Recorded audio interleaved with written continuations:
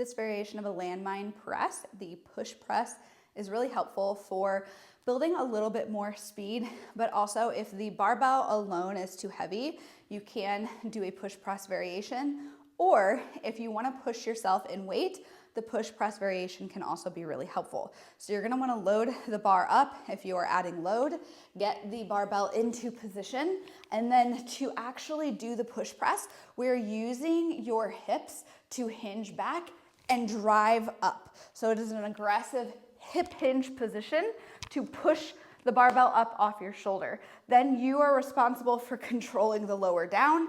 Depending on what's prescribed for you, it might be a 3-second, 4-second control lower, or it might just be a control it down at whatever speed you can.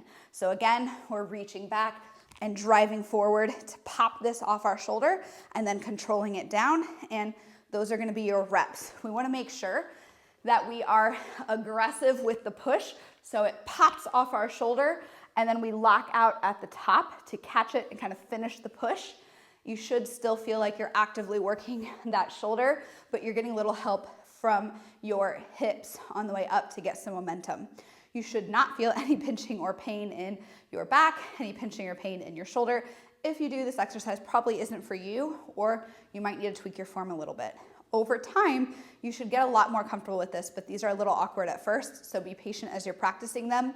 It's always better to start with a little less or a little lower weight first and work yourself up. However, sometimes it's easier to get the hang of it when it is heavier. So keep that in mind as you're working on these, and then over time, make sure that you are adding reps or a little bit of weight to progressively overload.